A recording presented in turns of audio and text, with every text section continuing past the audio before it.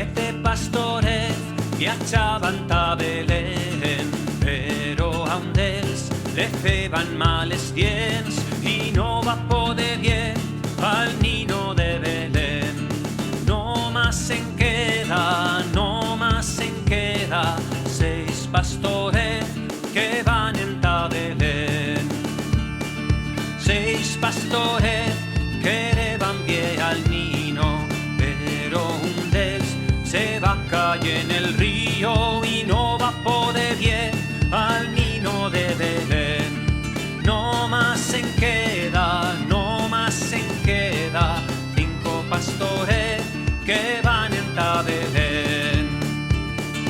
5 pastores vivan en tal portal, pero un d'ells se va fartar con pan y no va a poder ver al nino de Belén. No más en queda 4 pastores que van a Belén. 4 pastores seguían una estrella, pero un d'ells teneva sueño a rienda y no va a poder ver al nino de Belén. No más en queda 3 pastores que van a Belén. 3 pastores que van via chiquinín, pero un d'ells va trafucar el camí y no va a poder ver al nino de Belén. No más en queda 2 pastores que van a Belén.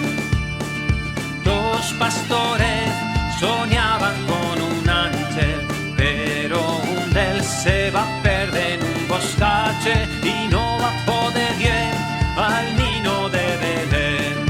No más en queda un pastore lindo en Belén. Un pastore levaba svelique de 12 pastores al nino de Belén y con firme cariño tolen va a ofrecer. Y todos nosotros poden hoy adorar al nino de Belén. Y todos nosotros poden hoy adorar al nino de